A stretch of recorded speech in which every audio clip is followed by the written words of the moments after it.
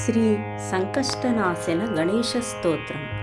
నారద ఉవాచ ప్రణమ్య శిరసా దేవం గౌరీపుత్రం వినాయకం భక్తావాసం స్మరే నిత్యం ఆయుష్కామార్థసిద్ధయే.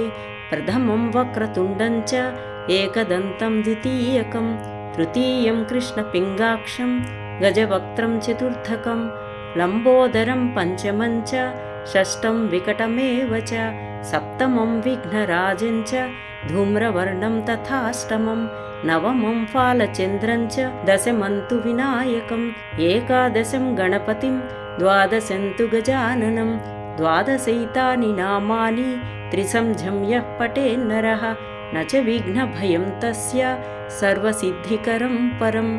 విద్యార్థీ లభతే విద్యాం ధనార్థీ లభతే ధనం పుత్రార్థీ లభతే పుత్రాన్ మోక్షార్థీ లభతే గతిం.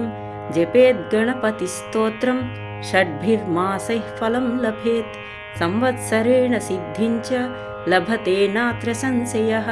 అష్టభ్యో బ్రాహ్మణేభ్యశ్చ లిఖిత్వా యః సమర్పయేత్ తస్య విద్యా భవేత్ సర్వా గణేశస్య ప్రసాదతః.